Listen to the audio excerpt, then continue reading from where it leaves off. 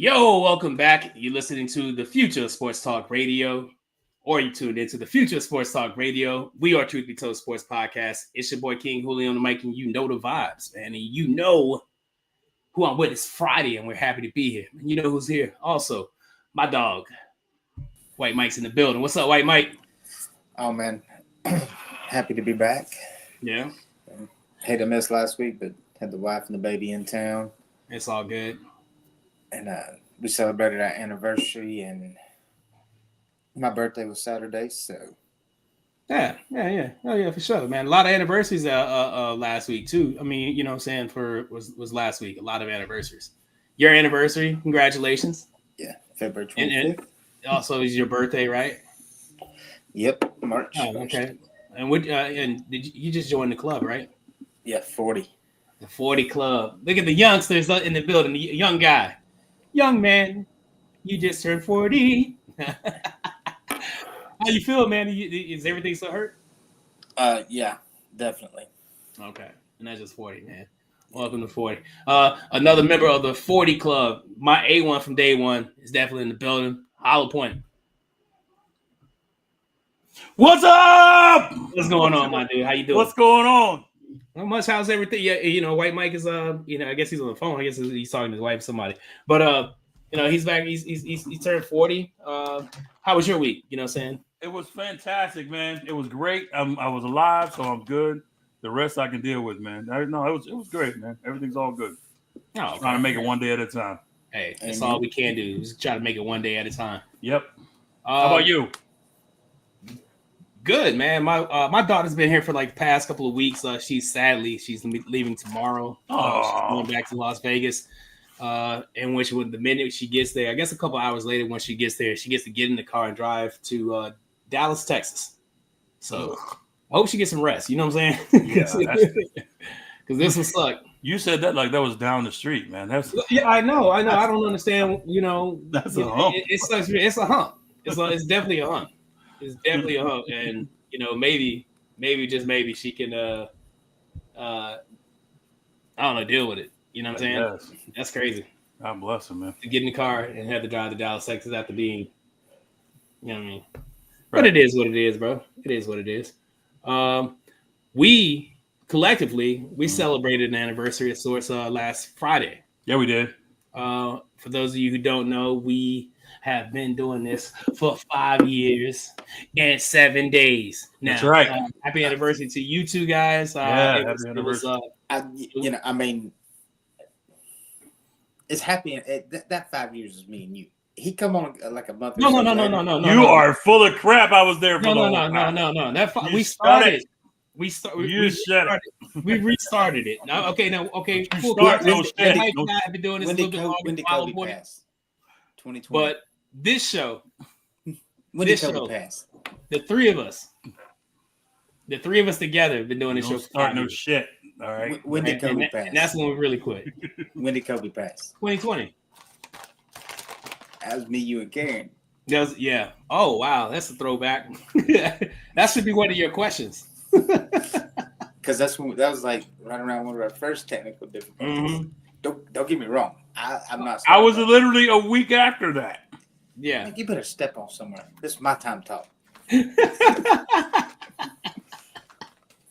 Anyway, let me finish what I was saying. 5 years for Julio and I. Right. No, we struggled. We struggled. Big time.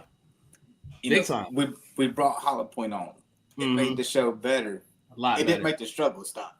No, it didn't make the struggle stop because it made the show better. It definitely made it better. Definitely made it better. So well instantly. Mm-hmm.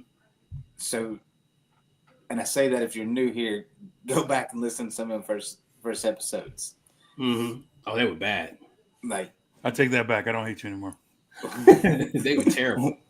We meshed, and but they were to terrible. See where in 5 years to where we've came. Yeah.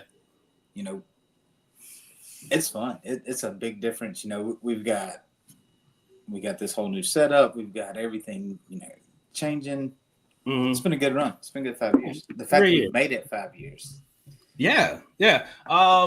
We thought COVID was going to kill us. The show. Yeah, literally. Literally, we thought Kelly was gonna kill us. And we struggled with trying to put together content like every week. For a while we talked about Korean baseball. We talked about the thank you, The Last Dance. Thank you. Yeah. Shout out to The Last Dance. Gotten in the arm for The Last Dance. Yeah. That gave us 5 weeks of content.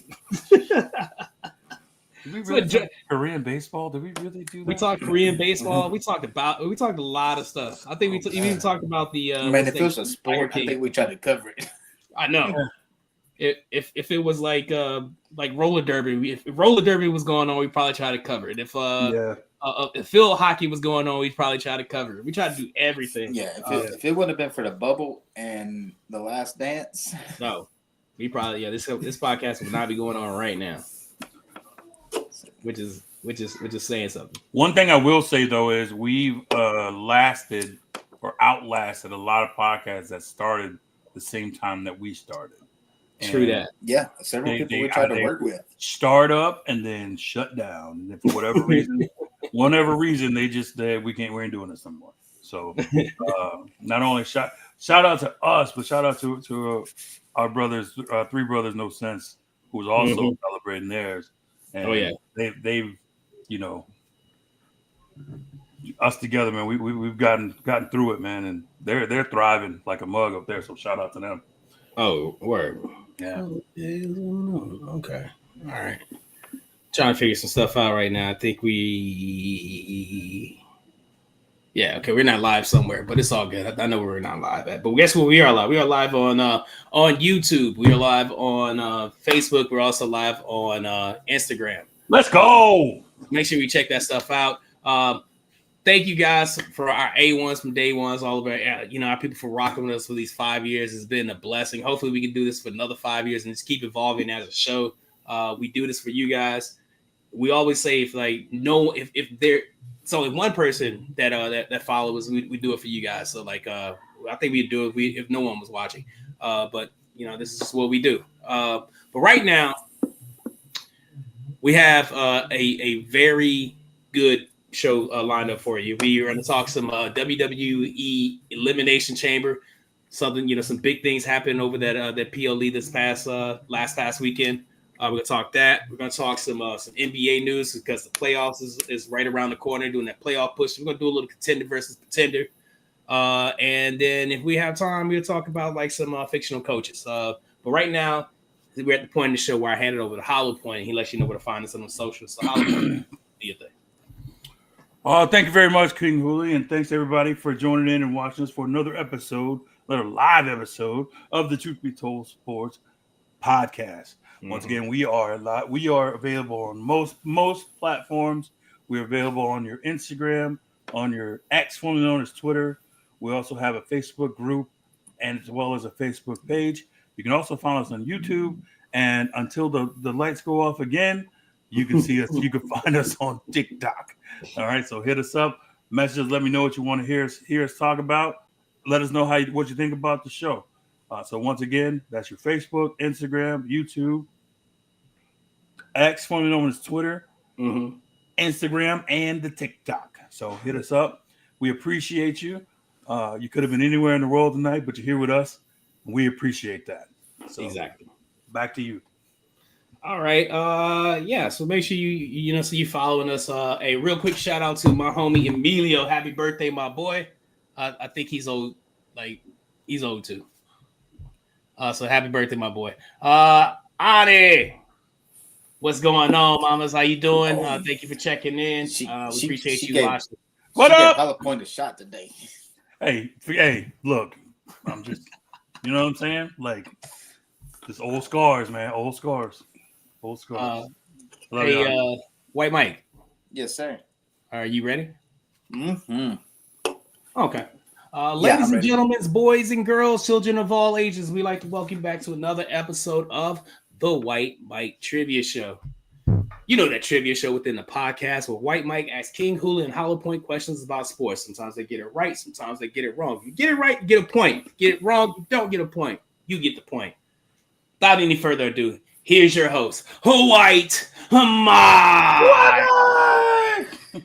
Thank y'all for the Who won it for reception? Mm-hmm. Oh, word, bro.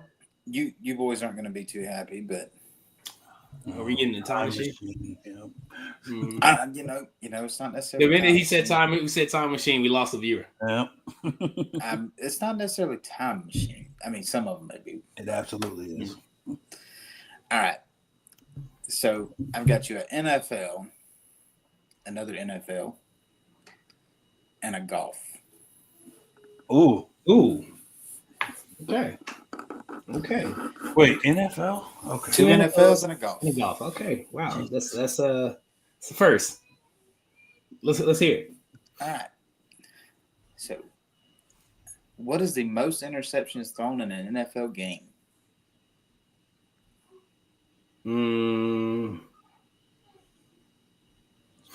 My initial in like one person. One person.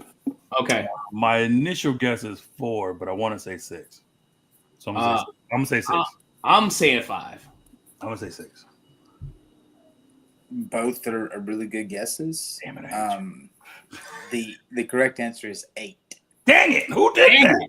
Hey, shout out to Anna. Was that Peterman for Buffalo? No.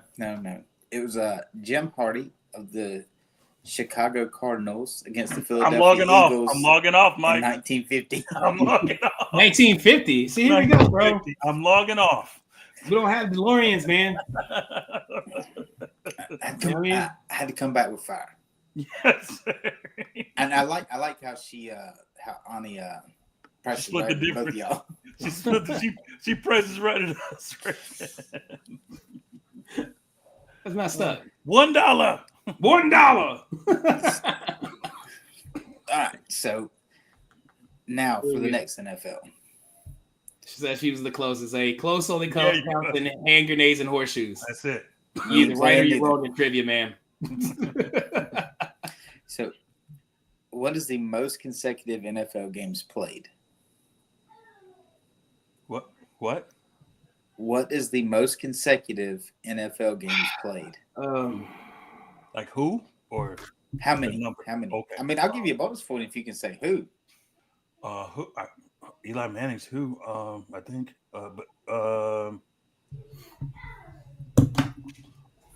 Shit, I don't know. Give me 10. Just carry the 1. Hold on. I'll figure this out. 225. I was going to say 228. Ani says she doesn't know.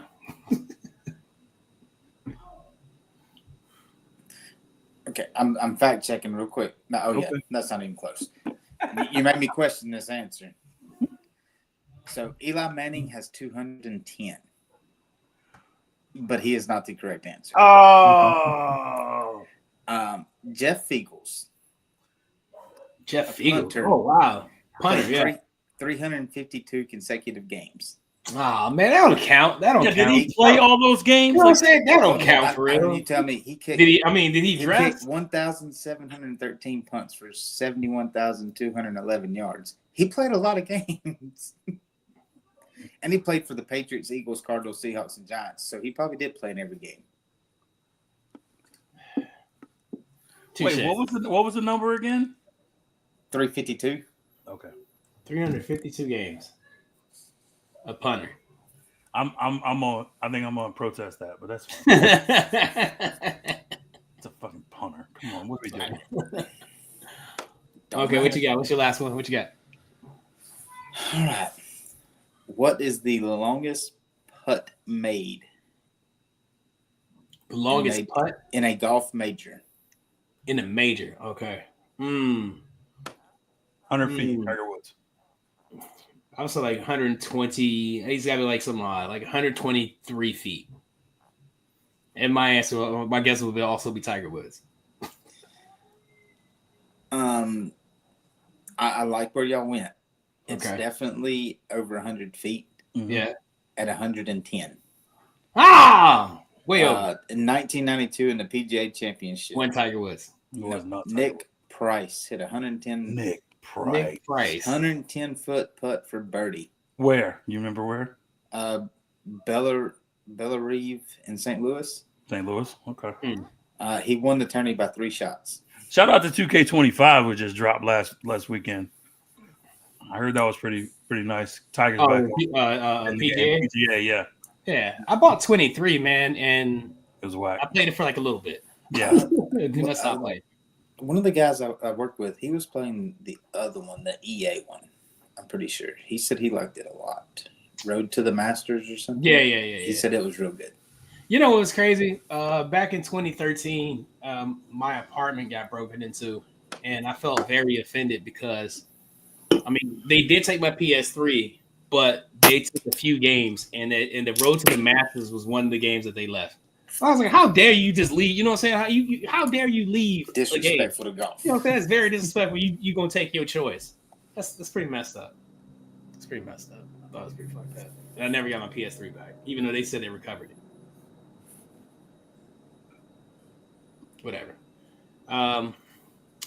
Yeah. You guys ready? Let's do it. By the way, I went 3-0. Yeah, you did. Of course you did. Good job, White Mike. Congratulations. You're a punter. You're you know what I'm saying? Punter, and then your time machine question from what year was that? 1950. 1950. See what I'm saying? 50. A whole 30 years before I was born. You know what I mean? My dad was born that year. So. Yeah. Okay. Whatever, White Mike. So he didn't know. So this past weekend was the WWE, the PLE, the Elimination Chamber. A lot of good things happened in that PLE. What would you rate the PLE just overall? If you seen it? White Mike? Did you watch it? I did not. Did you hear anything? What happened in it? You probably heard something You probably heard something about it. It was vague. I didn't hear much. Honestly, I haven't seen a lot on Twitter or TikTok about it either. So. Oh, you kidding? It was everywhere. It was everywhere. It's crazy. It was on Sports Center. Yeah, it made it to Sports Center. Mm-hmm. It was on Sports Center. It was on what else? Soup! Thank you. Soup. What's up, Soup? Appreciate you, my boy. Thank you, guys. Thank you, my boy.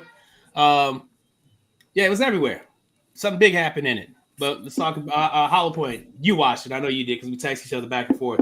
I mean, I know what the biggest thing y'all talking about. Yeah. We'll get to it in a second. What would you rate the PLE? Just overall. I would give it a 8.5 out of 10. 8.5. Yeah. Yeah, they had one match in there that probably didn't need to be in there, but other than that, everything else was fire. Let's see.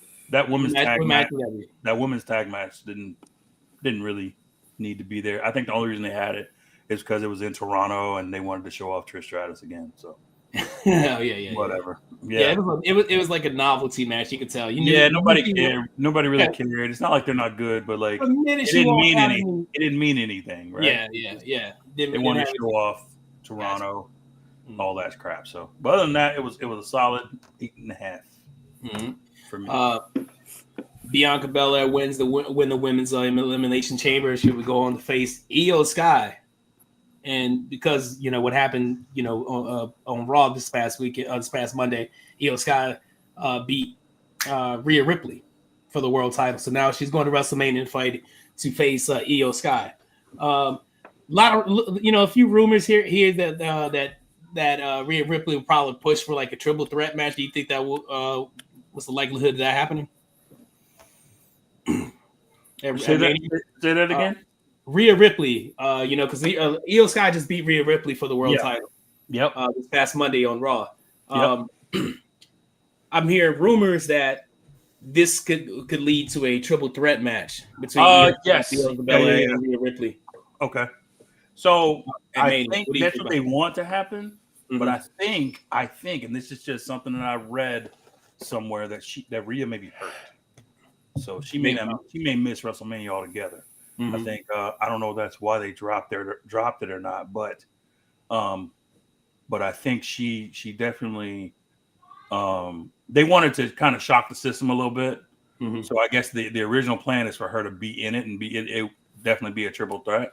Right. But I honestly I think they kind of missed the mark on this one a little bit because like Bianca and Rhea is like the story that you gotta put that story on WrestleMania. You know what I'm saying? They two of the best women currently in the division. It's like mano a mano, it should be the best. But Io was good too. Don't get me wrong, but she had her shine time. So she's had plenty of shine, but yeah, for sure. Yeah. So okay, but yeah, it should be. It might be a triple threat. It depends on her health. It depends on Rhea's health. All right. Well, another big story that came out of that match of the women's elimination chamber was the return of Jade Cargill, who came back after a sneak attack. And, she was gone for a few months and no one knew what happened to her. But came out like a few weeks ago that Liv Morgan and Raquel Rodriguez was in the vicinity of the area of the attack. But when Jade Cargill came out, she attacked Naomi. Yeah, she did. Would you think about that? I think it was bogus, to be honest with you. I think the way they did it was bogus. I mean, honestly, on his face, I was like shocked. Mm-hmm. Like, I didn't think she was gonna come in there and bum rush Naomi the way she did. Mm-hmm. I knew I thought they were gonna wait until Bianca was out and then she would come. Mm-hmm. That way it would be something like that, where she bum rushed Naomi and then Bianca sit there like surprised. Like, and that way the full-on turn happened at that point. I in my mind, it was Naomi and Bianca were the last two, mm-hmm. right? And then Jade shows up, mm-hmm. somehow gets into the ring, so it's them three. Mm-hmm. And then she bum rushes Naomi, and mm-hmm. then Bianca just makes the cover, and there goes heel Bianca. So I don't know. You thinking it was a heel turn, which I think still is very possible. You know because what I'm saying? Right now, I think they're still trying to push Jade as the face, mm-hmm. and I think Bianca's like, no, wait a minute, you know what I mean? Like catfighting a little bit. I still think they got some beef with each other, like behind the scenes. Yeah, and so I'm not sure if they're going to try to portray that on the screen or not. But I'm not. Again, this story is really confusing, so it's hard to determine. I don't think it's too confusing, man. Like I kind of figured it had to be Naomi, but then the Liv Morgan, Raquel Rodriguez angle they threw in there like a couple weeks ago, like they were around. To me, it felt like it was Naomi because prior to this, before Bianca Belair and Jade Cargill won the tag team titles, she just came. Naomi came off as like the third wheel. Mm-hmm. You know what I'm saying? So it to me it made sense that she would feel some type of way about that. Go ahead and and plot this attack and it's like some jealous friend type shit. We were best friends at first, and now here comes Jade Cargill, and both of you guys are big and strong and stuff like that. Now you guys sending me to the store to get pick up a couple packs of Swishers. The only problem with that though is the way they put her out though. Yeah. The only problem, she got ran over. Either she got ran over or she got pushed on a car. Yeah. So what that means is if that's the case, that means they're gonna put Naomi in a spot to where she's never been before. Mm-hmm. That's some vicious thing. Yeah. She's never been known as being that vicious person. Like she's been a quote bad guy, but she's never been I'm gonna crush you with a car kind of. You know what I'm saying? It felt that way though. You know what I'm saying? Yeah. And then when the music hits and they pan into the audience and back into the ring and you see Naomi's face. Yeah. But then and then also right. So if that's the case, what's up, Glenn? Sorry, man. What's up, Glenn? Make sure if that's the case, what now? Because Jaden beat the shit out of her. Right? Oh yeah. She can't be like who's the bad guy now? Right. It makes Jade look like the bad guy. It really does. It makes it look it makes it look like she's the bad guy, but at the same time, I feel like it's vindicated. You know what I'm saying? Because I think in my mind, it makes Bianca look like the mastermind. That's what I maybe. That's what I think. I think Bianca's a mastermind because it's easy to picture. What's up? Been here from the beginning. It's easy to picture her as being the one that wanted to get Jade out the way. Right. So she convinced Naomi, hey, 1-2, we can be champs. What's up? I don't know. Now they doing TikToks together. They doing all this hanging out. They dressing same outfits. But they were doing that with what's the name too? They were, but like you said, it was the third wheel thing. Oh. So but it didn't make. I don't know. Yeah, it just didn't make sense. But I'm saying that's what I'm saying. It could be anything. Like the way they presented it could go either way. So yeah, we'll see. There was another thing that happened. John Cena, he won the men's elimination chamber with a little help from Seth Rollins, who gave a vicious curb stomp to CM Punk. Yeah, and John Cena covered him for the pin. That right there, the way John Cena covered him really fast. You know what I'm saying? That let me, saying I didn't pick up on it, but like after the fact, because John Cena won the Elimination Chamber. Now he's gonna go on to face Cody Rhodes. Yeah. Right after that, I think he calls Cody Rhodes out to the ring and they're talking. Then here comes the final boss. Yeah. I don't know. I feel like that dude sticks his arm in a freezer like right before he goes out. There's no way. Not every time. He's super phony, man. Yeah, not every time, dude. Yeah. Not every time. Like maybe once and I get it, you know what I'm saying? But he's like, hey, this works. Let me keep doing it. Yeah. Not every time. But he calls him out there and then he goes back into that weird thing that we saw on SmackDown a couple weeks ago with wanting his soul. No one knew what the hell that meant. That's wild. I want your soul. Cody Rhodes proceeds to tell The Rock to go fuck himself. That was awesome. And John Cena's all hype behind it. He gives him a hug. We see his face change. The Rock gives the neck slash, and then John Cena joins The Rock and attacks Cody Rhodes. The heel turn heard around the world. What do you think? I think it's the heel turn that happened 10 years too late. Yeah. That's neither here nor there. Everybody's been clamoring for this shit like 10 years. And you know what's so funny? I think they are super trying to get Cody as the ultimate babyface, right? Mm-hmm. They're trying to make him the good guy of all good guys. But I think the problem is Cena is made. Cena's a made man, right? Mm-hmm. So it doesn't matter what he does at this point. They're going to cheer for him. So now, because he kicked Cody in the nuts, they're going to start cheering for him again. Mm-hmm. So it's like it's not what they wanted to happen. Right. Like he's going to have to do some real heel stuff, like, talk shit about the crowd or, talk crap about Cody, whatever. He's going to have to do some real bad guy mic work. Right. To get this over. Otherwise, I think it's going to be bad for Cody because Cody's trying to be this, he got beat up, but he's still kicking it. Underdog, but he's the champ. So it's weird. So yeah, I mean, Cena turning heel with The Rock. I mean, you got a made man and a made man. Right. Yeah. Rock showed you before the SmackDown before the pay-per-view. He literally turned good guy and bad guy in the same promo. He does. Every time. Promo.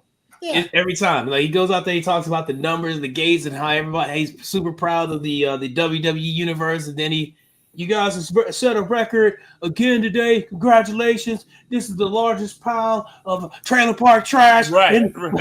Yeah, I'm like, biggest case of herpes. And whoa. Dude, what are you talking about? He's still a made man. But yeah, they're like, yeah, Rock. Yeah. Glenn Richardson says the signs leading up to Cena's heel turning heel look back is like that one of the gift of that one guy with the whoa, wait a minute face. Yeah, exactly. Oh, yeah. Oh, and then the one dude with the Undertaker loss, like with the big eye. Yeah. That's the guy. It completely threw me off. I'm not gonna lie. It was shocked. I was shocked for sure to see that. You know what I'm saying? Oh man, here your buddy's in here. Frankie the Yankee. What's up, my boy? Oh, look at that old Frankie.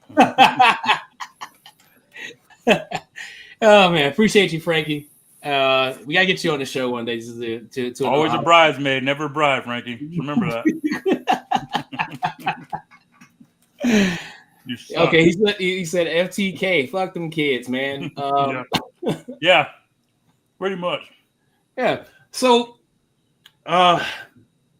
it wasn't that shocking. I mean, it was shocking for sure to see it, but like we've seen John Cena as a heel before, and I'm just wondering how this is going to work because his last heel turn.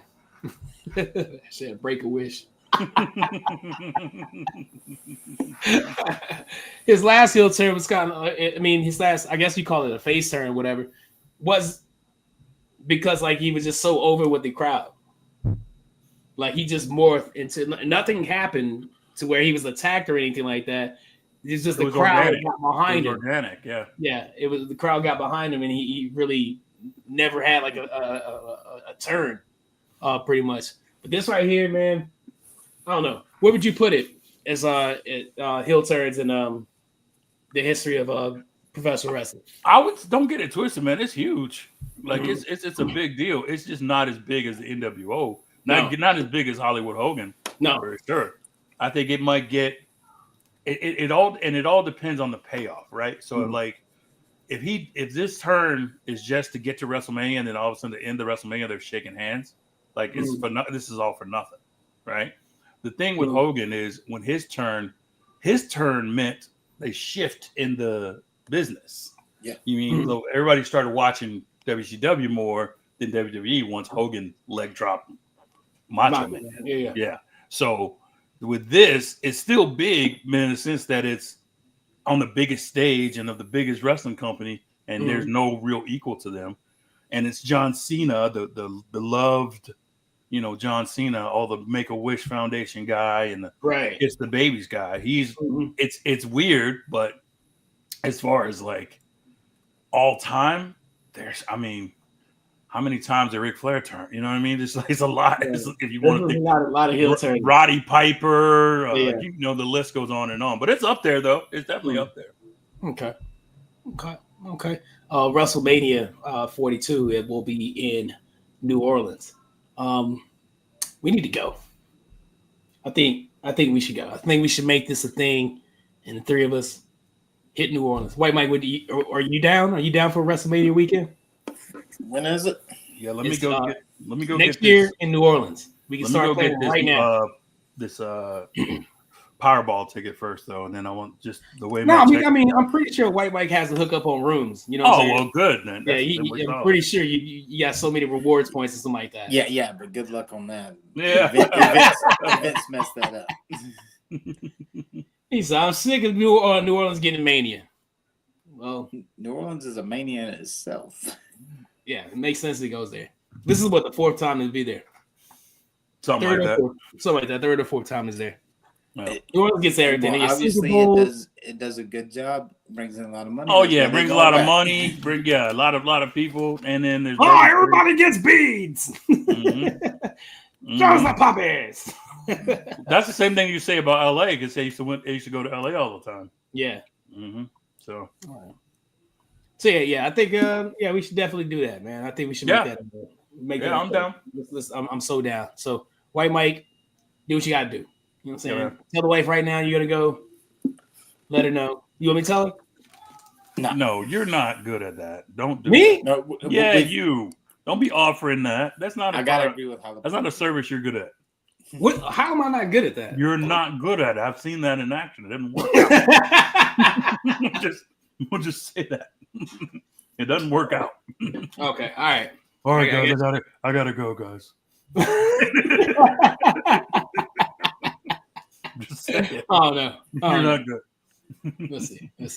Hey, you guys want to play Guess of the Year real quick? Sure. Quick round. All right. I am soaking today. How it works? I'm going to give 4 teams. The thing they have in common is they won their respective league championship that year. You just have to guess the year. All right.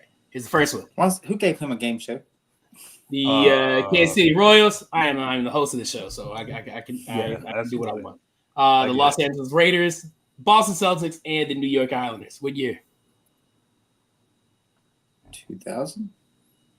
Wait, Mike said 2000? Nope. 2000 for the Raiders? Hell no. I'm trying to think. This is 1980. 1980. I'll let you do it. I'll let you get another guess, White Mike. No, you're fine. I'm just thinking of when Tampa Bay won the Super Bowl against the Raiders. That'd have been about the last time they won it. And look, it's the Los Angeles Raiders. Los Angeles. Yeah, that's exactly. They were the Oakland Raiders.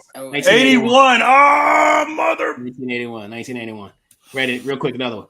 Now, was it the 80-81 series? 80 season? 80-81 series? Was I close? Okay. I'm half pointing it. I'm giving it to myself. Dallas Cowboys, New York Yankees, Washington Bullets, and the Montreal Canadiens. What year? Ooh, tapping out of that one. Oh, that was 70.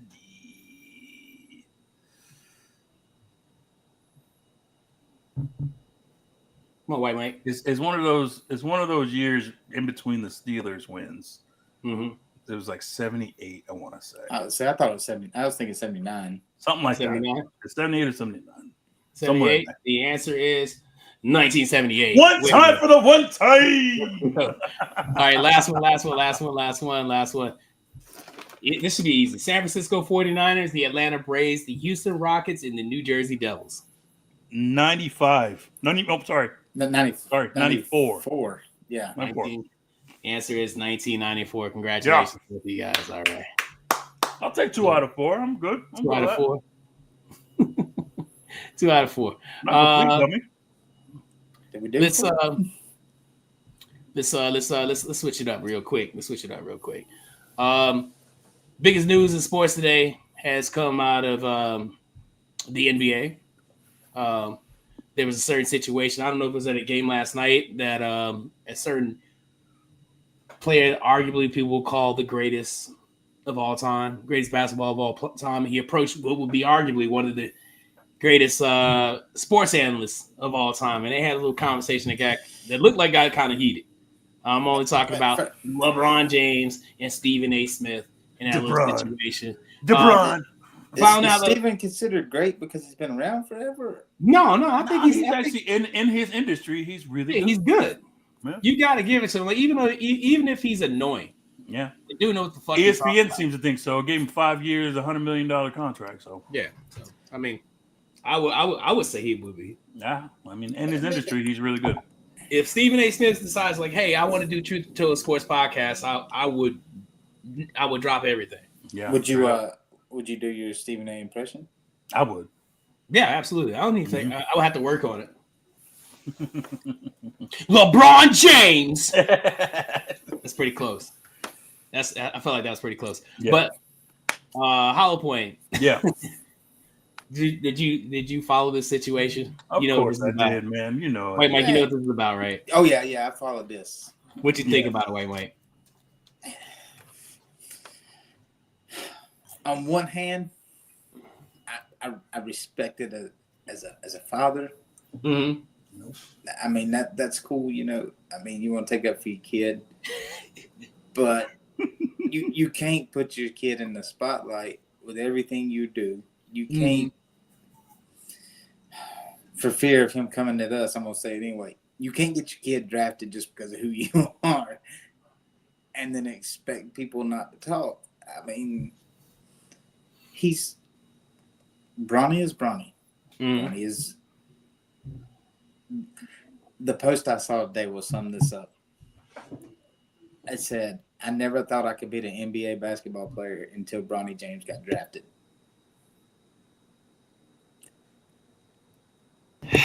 Man, you know what?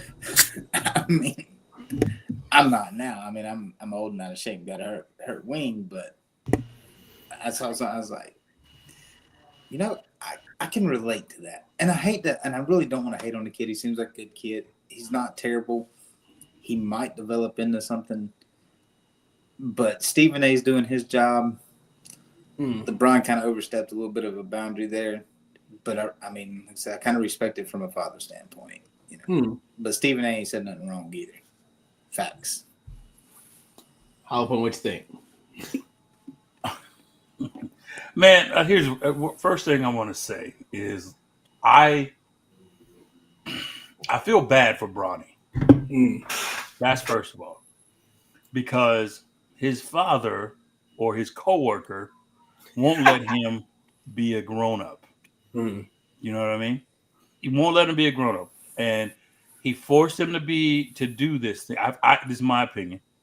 I believe he forced him into the league. I'm not even sure he wanted to be in the league, at least not right now. Dude, I wanted to play Fortnite. Right. I think he forced them in. And now he's trying to put these precautions to the world. Like he's trying to put this bubble over him. Like let him be great and no one say anything about him ever. Right. And if you have any disparaging words about him, you come through me. Like, I don't like that. Like, I don't like him trying to use his position and his influence to affect how other people think of another person who's also a professional basketball player. Mm-hmm. You know what I mean? Like, it's at the foundation.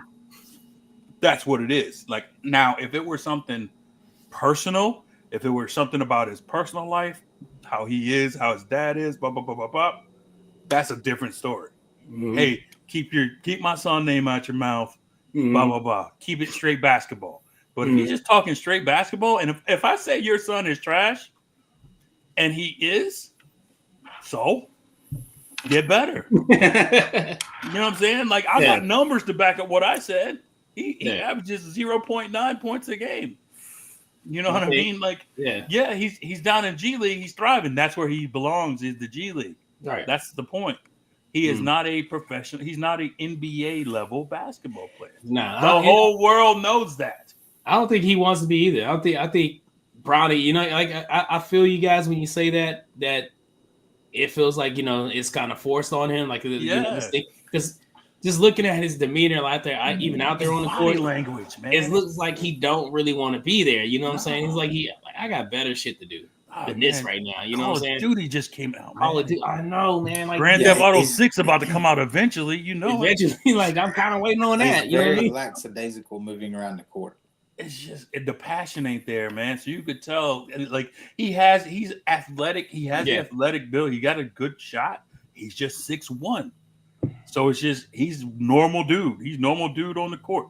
Yeah. So that's his problem. Honestly, if he had the same attributes he has now, 6'1", 6'6", this is a whole different story. At 6'1", he's definitely the best player at LA Fitness. Right. Killing it at LA Fitness. No problem. No problem. But he's probably playing center because everybody else is like 5'9". Right. Hey, so, big man. He's definitely in the post for sure. Get in the post, man. Get your big ass in the post. Right. So, but I think as in this league, there's a bunch of giants, and he's a small man among giants, and it's just hard, especially as a rookie, man. You know, imagine how a regular rookie would know LeBron James as a father is making. You know what I mean? Like, look at the rookies that are in now; they're struggling to even get minutes, much less points and thriving. Right. And like he's got this cloud over him or bubble over him, like nobody better not say anything bad about him, or I'm gonna get. And like if I'm Stephen A, like Stephen A handled it the way he handles it, whatever. Right?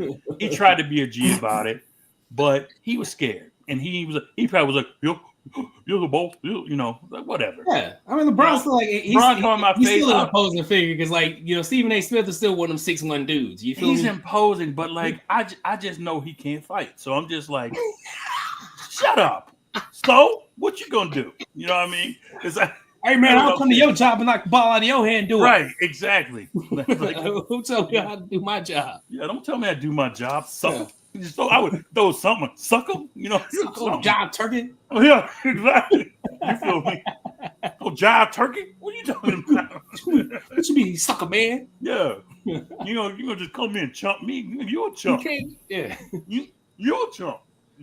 I get it, like Wade Mike said, I get it from a father standpoint, but you gotta have thick skin, and if you LeBron James or one of LeBron James's children who goes into the league behind him, you gotta have triple thick skin because the way they talk about your father, it's gonna be twice or three times as hard on you. You know what I'm saying? That microscope is gonna be fine-tuned on you to make sure you do everything. You know what I mean? So exactly. And I could see if he was getting physically harmed, right? Or even like ridiculed by a bunch of people that were kind of kind of on him.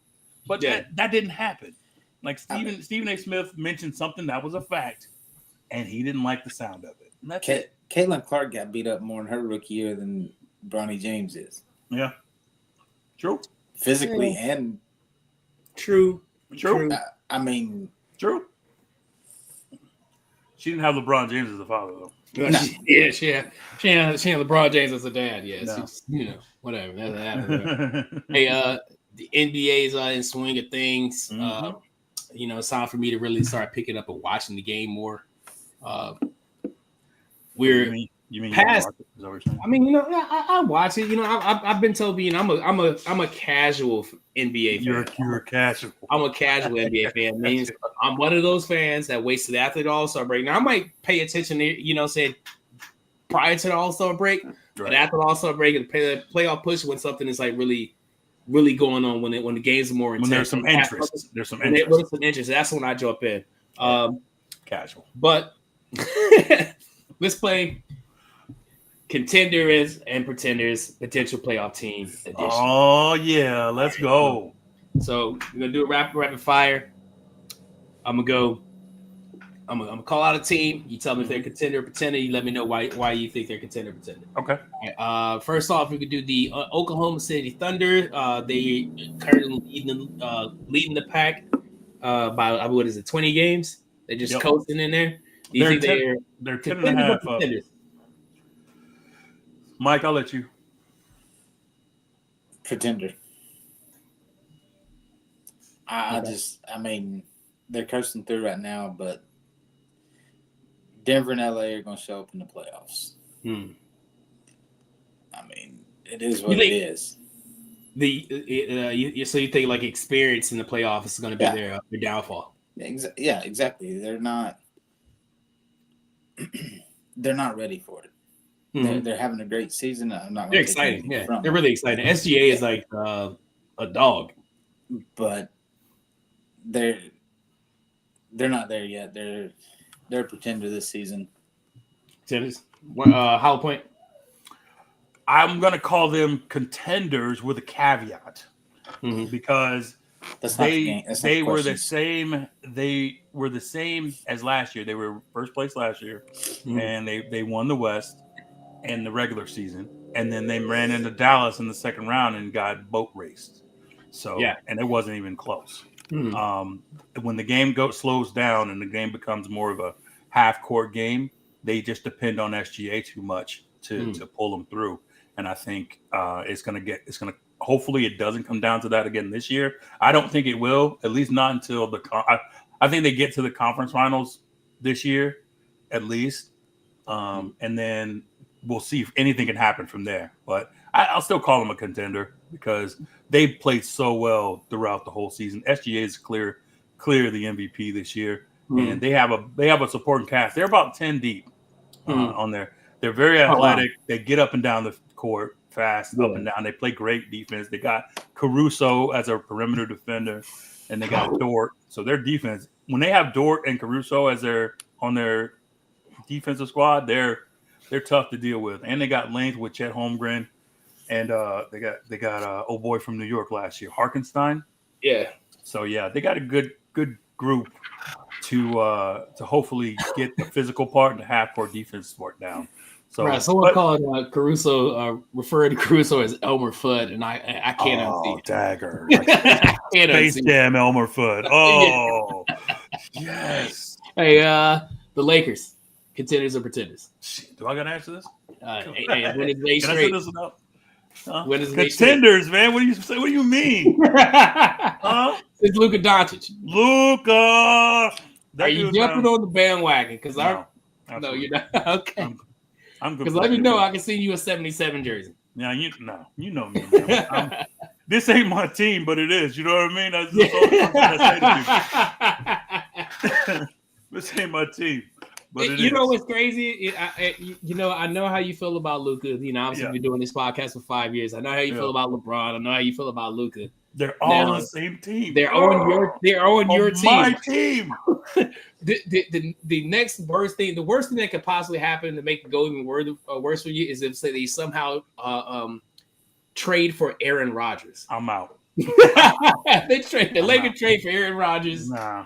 Would you leave the Lakers? I'm not watching sports anymore. I'm logging off. I'm never doing a podcast. I'm telling you, I'm getting rid of everything. Like they had me when they had Westbrook, I was almost out.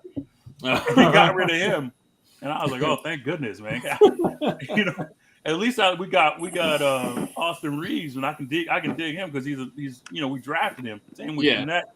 I can grow with them, but Luka, the way they play, like I'll say this, I call them contenders, like objectively. Even as a fan, I like when my team wins, but objectively, Luka on offense, LeBron on offense are a nightmare to deal with. Yeah, yes, they're a nightmare, and like Luka's ability to push the ball forward off of a rebound, LeBron's ability to catch the ball in traffic and score, nightmare. Then they have outside shooters now, right? And then if Jackson Hayes ever figures out that if he just sprints down the middle, that somebody will find him, they'll be dangerous. And then he's messing around. I saw him block a couple shots, so he's becoming a rim protector. Yeah. I'm hearing his name. Their defense has been the best since Luka's trade. He's playing defense sometimes. Shock. That is wild. Shocking. So yeah, definitely contender. So I meant to implement this little caveat, or this little part of this contenders and pretenders, but like give me out of 10, like out of 5. Let's do out of 5 stars their chances of winning the NBA championship. 4. Well, White Mike, what about you for the Lakers? For the Lakers, I got him as a contender. I give him a 3.5. 3.5. Okay. All right. Next up is the Denver Nuggets. White Mike, let you start. The contenders or pretenders? Contender. Okay. They still have the Joker. I mean, that's really all there is. I mean, they still have him. Unless he goes down, they have a chance. Okay. Hollow point. I mean, give me a score. Give him a 3. 3. Okay. Hollow point.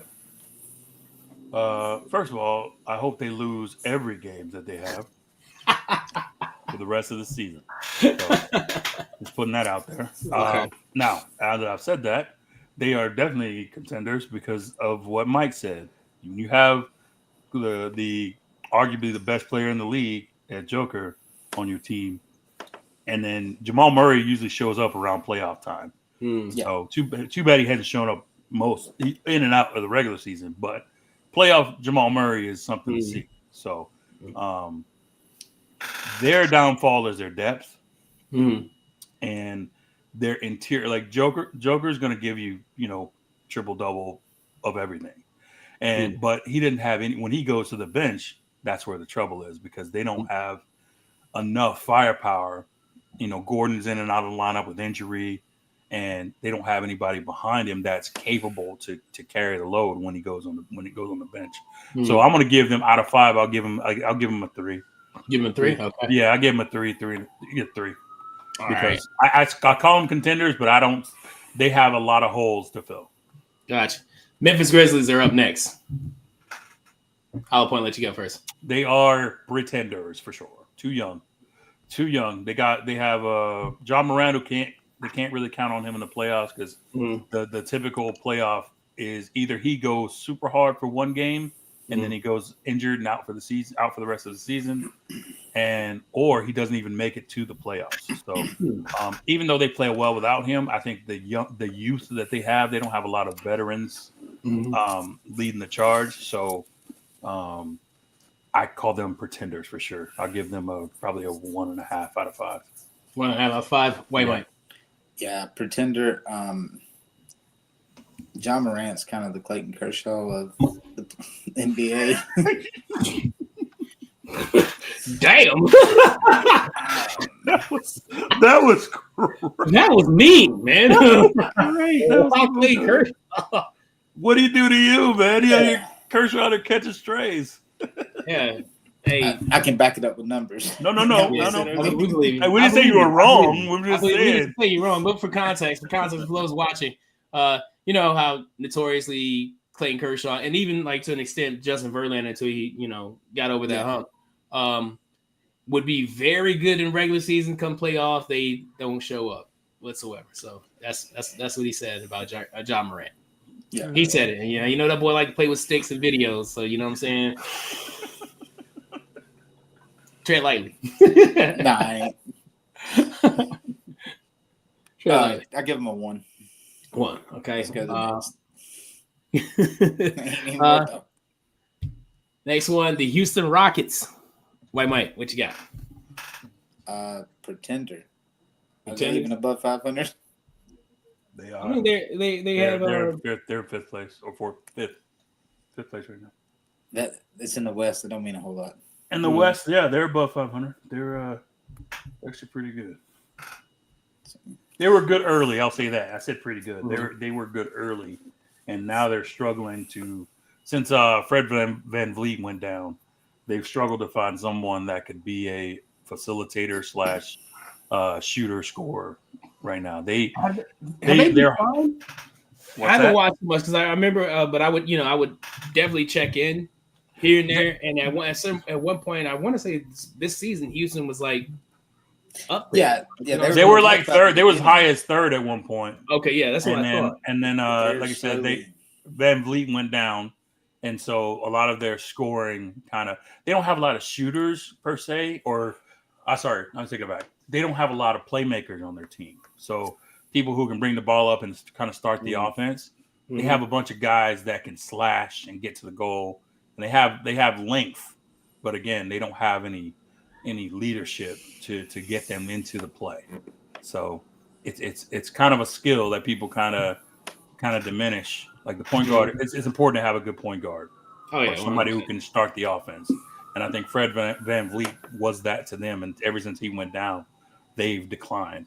They're right now they're sitting at 35-28 with 19 games to go. But I don't see them improving that much to move any further higher up than they're going to be. I think the fifth is where they're going to kind of land. So I have them as pretenders. As well. All right, let's switch over to the East Coast. And I want to say these guys are shocked. I don't think they, I can't think of a good Cleveland Cavaliers team pre LeBron James without thinking of Craig Elo or Mark Price or Brad Daughter. But the Cleveland Cavaliers are sitting at the top of the Eastern Conference. Yeah. Contenders or pretenders?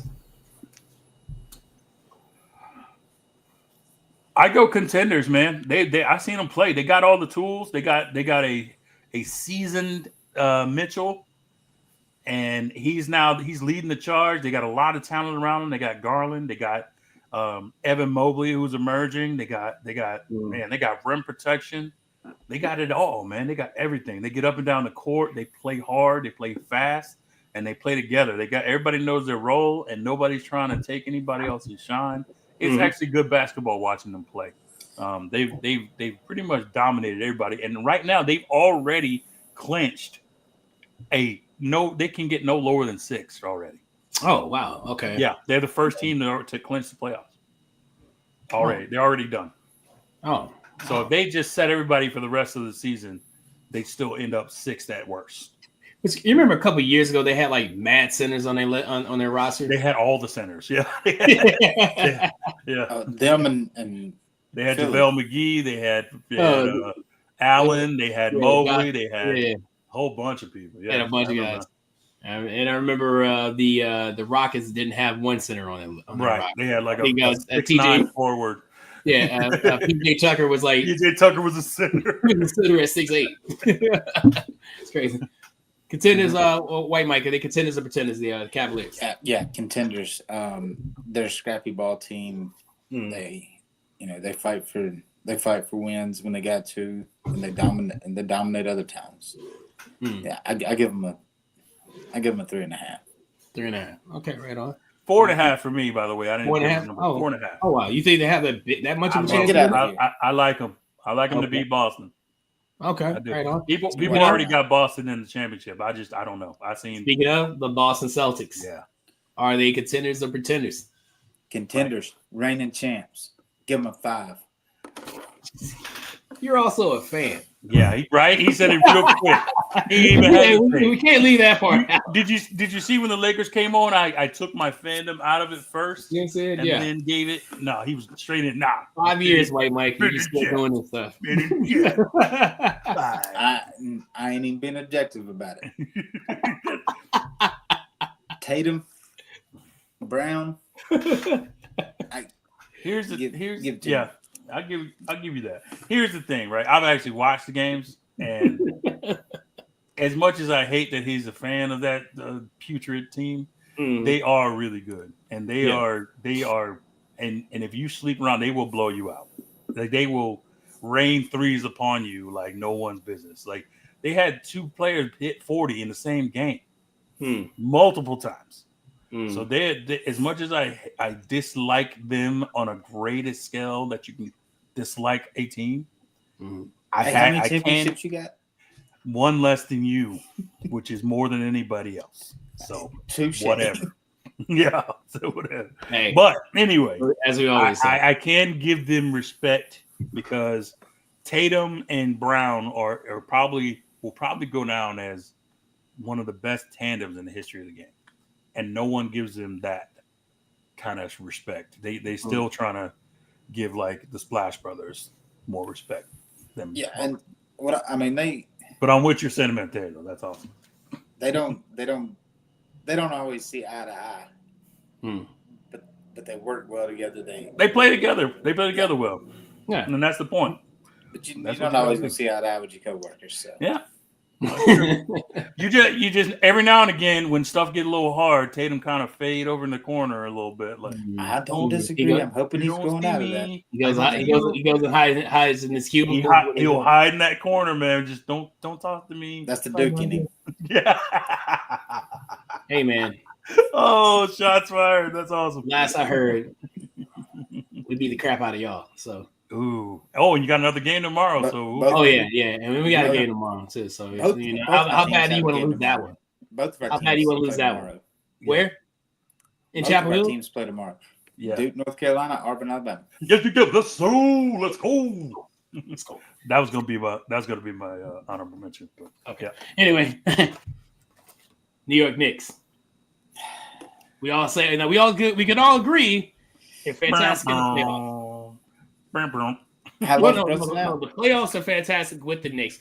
The Knicks in the playoffs aren't fantastic. Right.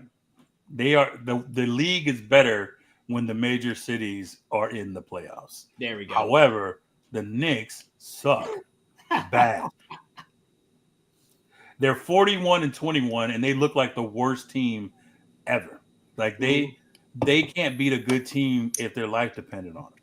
So, pretenders. 2.5. 2.5. And that's only because their record is the only reason I'm giving them 2.5. So you've been generous. Yeah, that's just because of their record. I like what I do. I will give Cat credit is he's not just relying on a jump shot. He actually gets in there. He gets boards. He goes down low. He does a bunch of stuff. So I'll give him credit for that. But that's where I end the credit. Mikal Bridges, I don't think he plays a full game. The only engine they have is heart, and he doesn't have a whole lot of talent. He just plays hard and fast.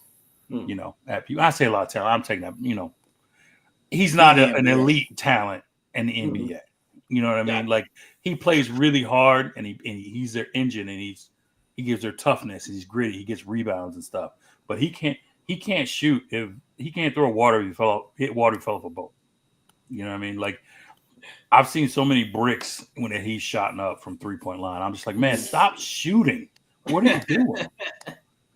You're not on today.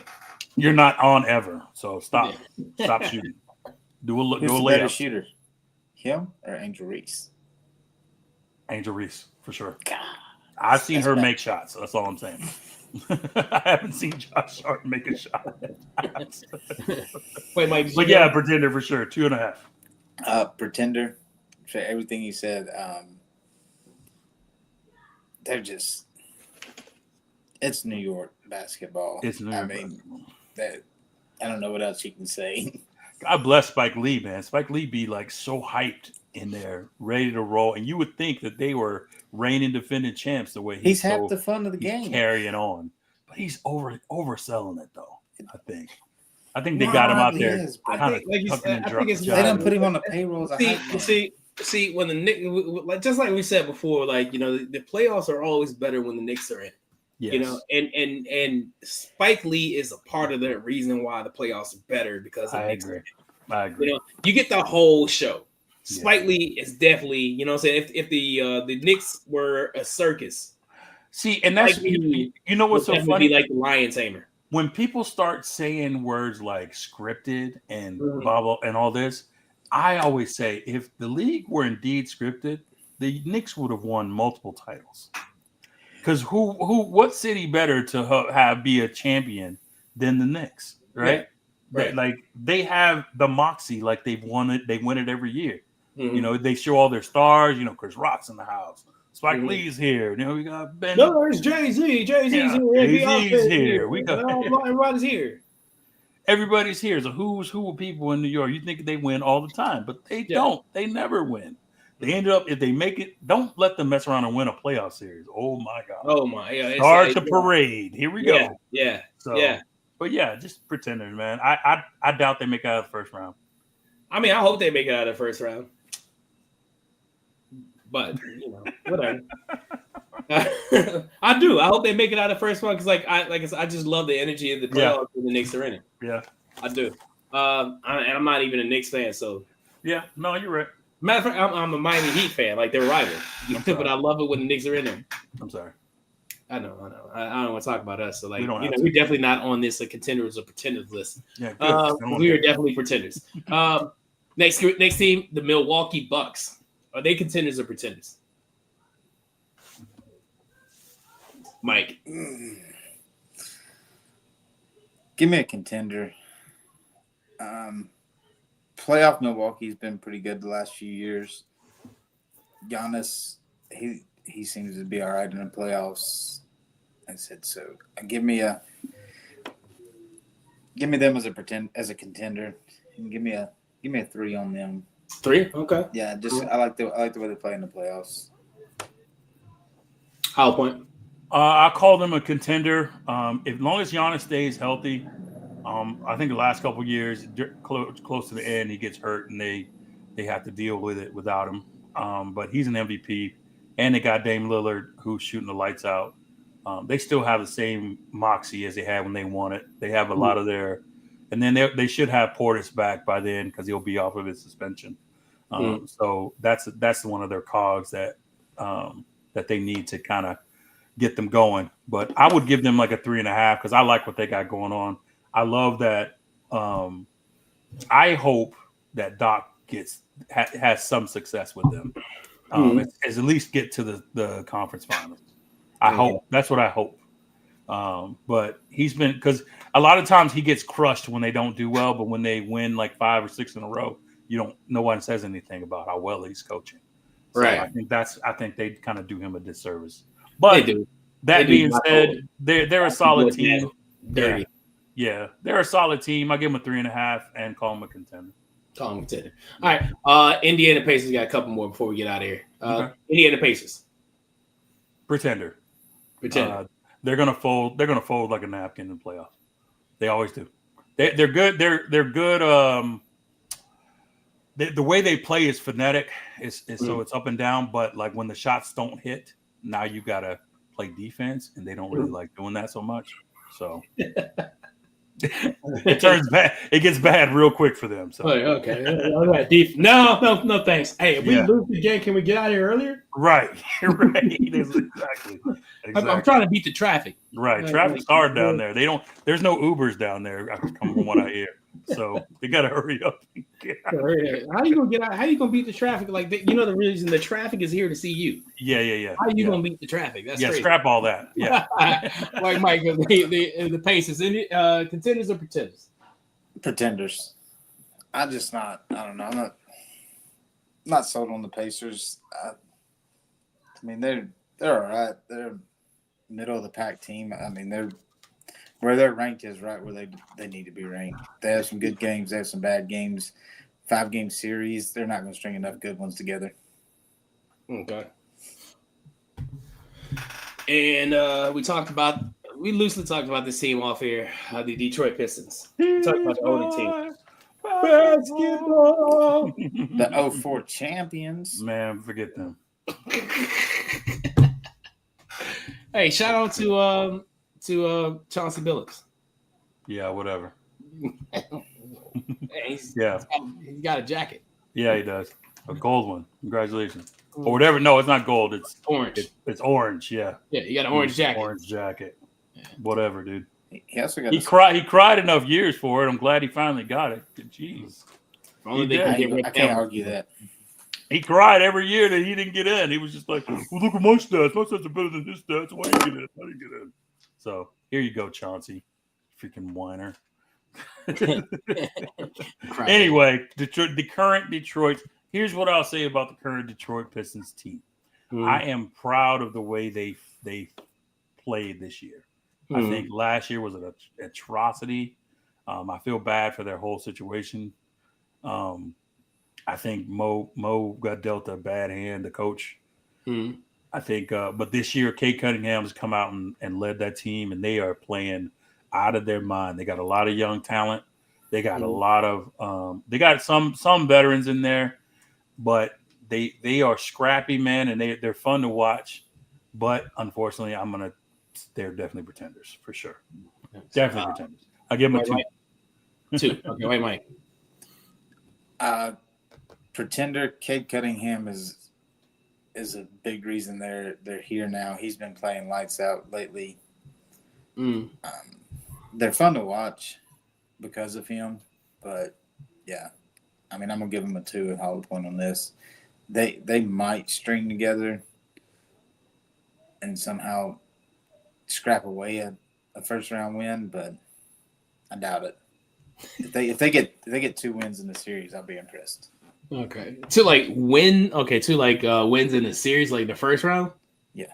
Okay. They're all 7-game series, so. Are they all 7 now? Yep. I was thinking they were 5. Nope, that's baseball. Okay. Okay. Cool. They're definitely not getting no 7-game series. No. I'll tell you what. So right now they're a 6 seed, so they will play the 3 seed. The 3 seed is New York. I doubt it will be at the end of the day. I feel like they're going to play. They'll be matched up with Milwaukee. I think they might get 1 game. Hey, let's hope it's New York, bro. We need a New York playoff series win. You know what I'm saying? I need the city to go crazy. Then don't play Detroit. They might beat you.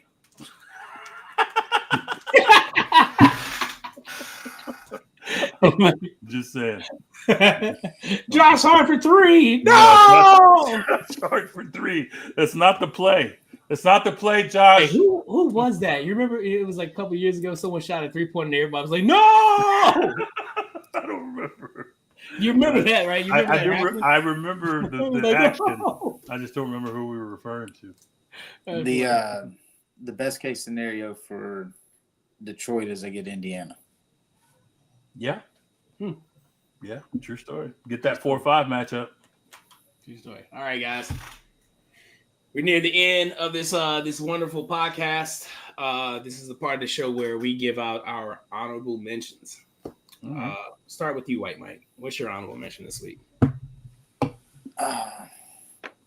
Mine's a little, not quite completely sports related, but Gene Hackman and his unfortunate passing. He did give us two wonderful coaches. He did. In sports movies. He did. I just thought about the second one as soon as you said 2. Yeah. Because the first one, for me, would have been like the coach from Hoosiers. And I've seen that movie several times. Shout out to, and recipes to Coach Potts. Coach Potts. Every time it would rain, we'd be in the locker room. We'd be in that musty ass locker room. He'll will that fucking TV out there. It stinks so bad in there. It stink Hoosiers in that son bitch. So quick. We watch Hoosiers. It stunk really bad in there. It stunk really bad in there. And you know what it was? I come to find out, adolescence. I guess adolescence has a stench. Yes. Yeah, because Jonathan's room smelled like that for a while. I think when my son's room smells like that. Yeah, I'm pretty sure Paul's room smells like that now. Like, I don't know what that shit is. That shit stinks. I remember my room, like because me and my brother shared a room, so it double smelled like that in our room for a while. So that's what it is. Adolescence. But yeah, that was a very unfortunate situation, man. And then come to find out how, the details finally coming out, because we was immediately, because I remember I woke up that morning and it broke on the news, like Gene Hackman was found dead in his home in New Mexico. And immediately I was thinking it was like him, his wife, and the dog. Right. Immediately I thought carbon monoxide poison, or I think that's what everybody did. You know what I'm saying? And everybody, like, then that was ruled out. And then it was like, okay, I'm thinking in my head, like, who would put a hit on fucking Gene Hackman? Yeah.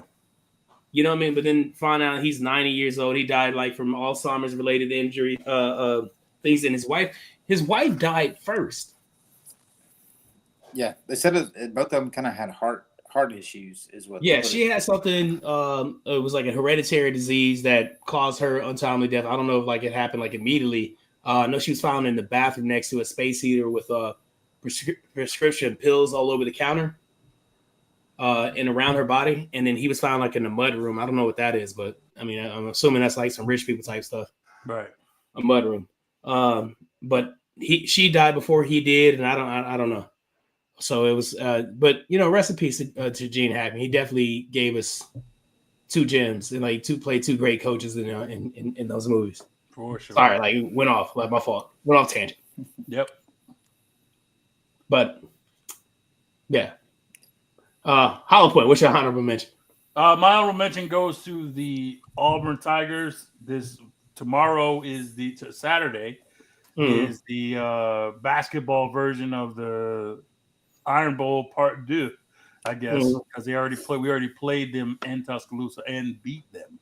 Mm-hmm. So honorable mention to the number one ranked Auburn Tigers. A well-deserved number one ranking. Yes, they playing their butt off. Hopefully we pull it out so I can gloat relentlessly. So I will be on the socials as the game goes. So okay, just be looking out. That's an honorable mention. I'm pretty proud of the team. As you guys know, March Madness is about to start up. Next week is the conference tournament, so I'm pretty excited about that. So yeah. All right, man. My honorable mention would go to Geno Smith being reunited with Pete Carroll in Las Vegas. As you know, Pete Carroll was announced as the head coach of the Raiders a couple weeks back. Geno Smith just signed with the Raiders, so we're gonna see that connection again. Geno Smith but they're still gonna suck. Don't get me wrong, the Raiders are trash. But it's cool to see Geno Smith and Pete Carroll back together again. Yep. You guys have any shout outs? I'll go first. I'll go first. Just want to give a shout out to all the audience for sticking with us. I know we haven't been on for a while, so I appreciate you guys coming back and checking us out. For anybody who listens to this later on, or you see any of the clips, we really appreciate you. It's been 5 years, and you guys have been still rocking with us. And for whatever reason, whether you like us, whether you like to point and laugh at us, either way, we're glad we can be here to entertain you. So all the day ones, we appreciate you. And shout out to I had it and it left. So just shout out to everybody, man. Shout out to the OGs. Appreciate you. All right. Wait, Mike. Yeah, I'm gonna piggyback that. 5 years is a long time. Eric made a point to say he's been here from the beginning. Shout out to our families. Putting up with us, trying to do this. So y'all the real troopers. Oh yeah. Yeah. Oh yeah. 100%. You said something then. 100% then. Are you done? Can I go? Yeah. All right. Yeah. I mean, that's good. 100%, man. Like you said, like both of these guys said, shout out to our day one. Shout out to the people who's been here since the beginning. When our show might still be kind of trash, but it was really, really bad back then, and they stuck with us and they rocked us for the whole 5 years. So shout out to everybody. Shout out to our day ones. Shout out to you guys, man. I appreciate you guys being on this journey with me for this time. I've wanted to do podcasting for like the longest time. It took forever, like White Mike alluded to get to this chemistry that we had, and we've been doing this, the three of us together, for 5 years, man. I appreciate you guys. I love you guys. You guys are my brothers. Thank you for being here. Thank you for doing this stuff with me. Shout out to your families as well, to your wives, to your children. because you take this time out of your busy schedule to help fulfill something I wanted to do. So I appreciate them as well. Shout out to, just everybody. Shout out to the world, man. This is some crazy ass time that we living in, man. And I just want people to understand that, love conquers all and hate gets you nowhere. But, a ticket to hell, I guess that's where you're going to go. I just love you guys, man. Appreciate you guys. Thank you guys for rocking with us. Make sure you subscribe to us on YouTube, Truth Be Told Sports Podcast. Check us out on TikTok as well, Truth Be Told Sports Podcast. You can follow us on Facebook and Instagram at Truth Be Told Sports Podcast. That website is coming, I promise, because I keep getting the email from GoDaddy like, hey, man, you want to do this or not? Like, you know what I'm saying? So I need to go ahead and click yes and make that thing happen. Appreciate you guys. Thank you guys for watching. We'll be back next week for sure. Because we want to talk some baseball, like it's spring training. So it's about that time. And we love baseball. So yeah. Come back. Truth Be Told Sports Podcast. Thanks, man. Rest in peace, Kobe. We are out of here. Peace.